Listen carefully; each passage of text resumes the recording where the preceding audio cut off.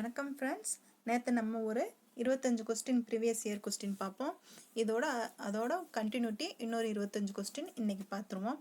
வாங்க, சரியான வினாச்சொல்லை தேர்ந்தெடுத்து எழுதுக.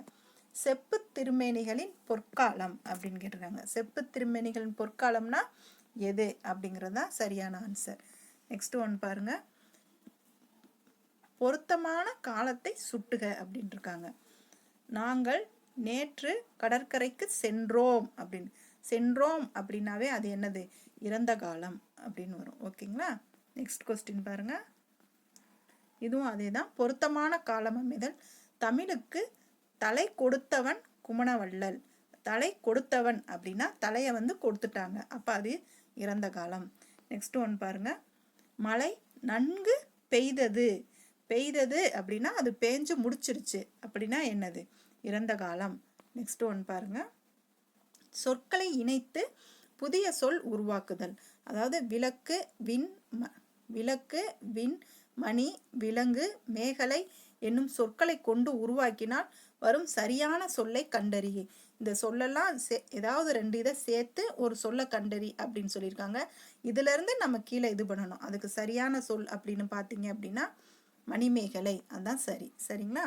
நெக்ஸ்ட் ஒன் பாருங்க, பேச்சு வழக்கிற்கு ஏற்ற எழுத்து வழக்கு சொற்களை எழுதுக. நம்ம பேச்சு வழக்கில் பேசுறத அதை நம்ம எப்படி எழுதும்போது எழுதுவோம் அப்படின்னு கேட்டிருக்காங்க. அதுக்கு பாருங்க, எதிர்த்தாப்புல ஒரு டீ ஸ்டால் இருக்குது அப்படின்னு சொல்றாங்க.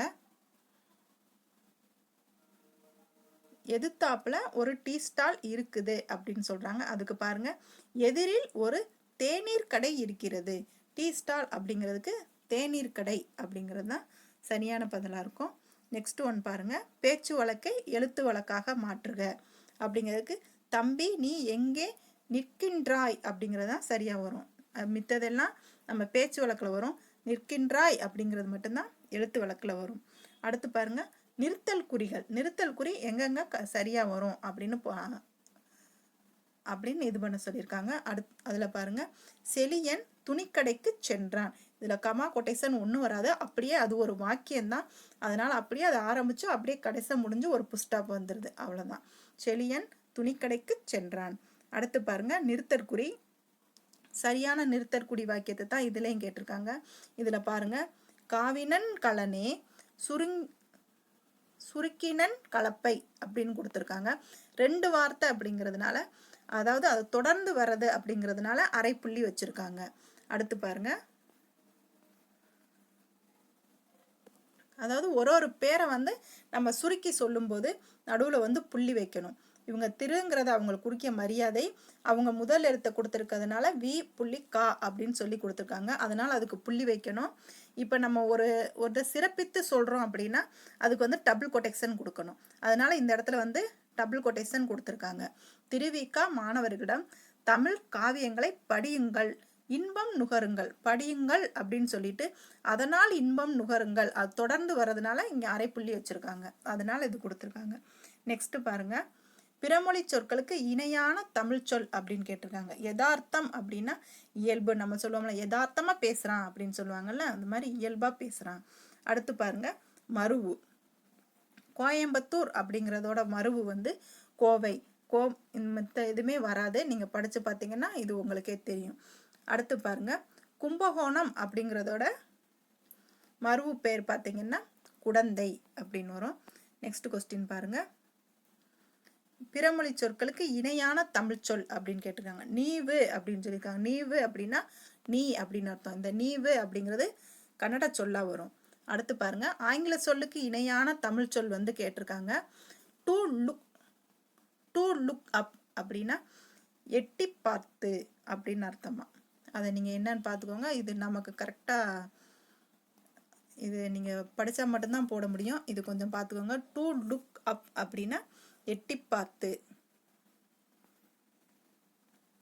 அடுத்த ஒன்று பாருங்க, பிறமொழி சொற்களுக்கு இணையான தமிழ் சொல் தான் கேட்டிருக்காங்க. புஸ்தகம், அதாவது புக்ஸ் அப்படின்னு கொடுத்துருக்காங்க. அதுக்கு புக்ஸ் அப்படின்னு கொடுத்துருக்கிறதுனால நூல்கள். அடுத்து பாருங்க, கடைக்கு போவாயா என்ற கேள்விக்கு போவேன் என்று உடன்பட்டு கூறினதால் நேர்விடை. அதாவது அவன் நான் போவேன் அப்படின்னு அவங்களுக்கு பதில் சொல்லிட்டான், அதனால போமாட்டேன் அப்படின்னு மறுத்து சொன்னா அது மறைவிடை. பார்த்துக்கோங்க, அது ரெண்டுக்கும் வித்தியாசம் பார்த்துக்கோங்க. அடுத்து பாருங்க, இப்போ இந்த இது நமக்கு சிலபஸில் கொடுத்துருக்காங்க. இந்த பத்தியை படித்து அதுக்குரிய கொஸ்டினுக்கு ஆன்சர் பண்ணுற மாதிரி சொல்லியிருக்காங்க. நீங்கள் இந்த பத்தியை படித்து பாருங்கள். படுத்து பார்த்துட்டு 20ஆம் நூற்றாண்டின் இந்திய வானியல் அறிவியல் துறையில் யாருடைய பங்கு மகத்தானது அப்படின்னு பார்த்தீங்கன்னா தமிழர்களுடைய பங்கு தான் மகத்தானது அப்படின்னு வரும். இதை நீங்கள் படிச்சுக்கோங்க. இது வந்து நிறைய ப்ராக்டிஸ் பண்ணுங்கள். இதில் டைம் ரொம்ப வேஸ்ட் ஆயிரும். அதனால் கொஞ்சம் கேர்லெஸ்ஸாக இருக்காமல் கொஞ்சம் கவனமாக தெளிவாக படிச்சிருங்க. தமிழ்நாட்டை சேர்ந்த அறிவியலாளர் யாருன்னு பார்த்தீங்கன்னா சிவன். அடுத்து பார்க்குறாங்க, இஸ்ரோவின் 9வது தலைவர் யாருன்னு பார்த்தீங்கன்னா சிவன். இந்திய விண்வெளி ஆராய்ச்சி நிறுவனம் ISRO. சரிங்களா? நெக்ஸ்ட் கொஸ்டின் பாருங்க, எந்த ஆண்டு விக்ரம் சாராபாய் விண்வெளி மையத்தின் இயக்குனராக இருந்தார்? 2015. இருந்தார் யாரை கேட்குறாங்க அப்படின்னா சிவன் அவர்களை தான் கேட்குறாங்க. 2015. அடுத்து பாருங்க, பிழையற்ற தொடரை தேர்க. இது வந்து இன்றைக்கி நாங்கள் ஷார்ட்ஸில் இன்றைக்கி கொடுத்துருவோம், நீங்கள் அப்புறமா பாருங்கள், அதை அப்லோட் பண்ணிடுவோம். இது எல்லாத்துக்குமே உங்களுக்கு அல்ல எங்கே வரும், அன்று எங்கே வரும், அல்லர் எங்கே வரும், அது எல்லாமே உங்களுக்கு நாங்கள் வீடியோவாக வர்ற அடுத்தடுத்த வீடியோவில் கொடுத்துருவோம். இன்றைக்கி இதை மட்டும் பார்த்துக்கோங்க. அவர் அப்படின்னு வந்தால் அல்லர், உயர்திணை வந்ததுன்னா அல்லர் அப்படின்னு வரும். அடுத்து பாருங்கள், பிழையற்ற தொடரை எழுதுக. இதில் நீங்கள் இந்த கொஸ்டினை கவனமாக படிக்கணும். இவங்க பிழையுள்ள தொடர் அப்படின்னு கேட்குறதுக்கு வாய்ப்பு அதிகமாக இருக்குது. அதனால் நீங்கள் கொஸ்டினை படிக்கிறதுல தான்ப்பா உங்களுக்கு 50 மார்க்ஸ் இருக்குது, அப்புறம் ஆன்சரில் 50 மார்க்ஸ் இருக்குது. அதனால் கவனமாக கொஸ்டினை படிங்கப்பா. அது அன்று அப்படிங்கிறது தான் இங்கே சரியானது. அக்ரீனில் வந்துச்சுன்னா அன்று அப்படின்னு வரும். அதை நம்ம தெளிவாக உங்களுக்கு அடுத்து வர வீடியோவில் கொடுத்துருவோம். அடுத்து ஒருமை பன்மை பிழைகளற்ற சரியான தொடரை எழுதுக. பன்மை அப்படின்னா வீரர்கள் அப்படிங்கிறது பன்மை, அவங்க வந்து காத்தனர் அப்படின்னு தான் வரும், அவங்க தான் அதான் பன்மையில் வரும். அப்போ அதுதான் சரியானது. இதோட 50 கொஸ்டின் முடிஞ்சிருச்சு.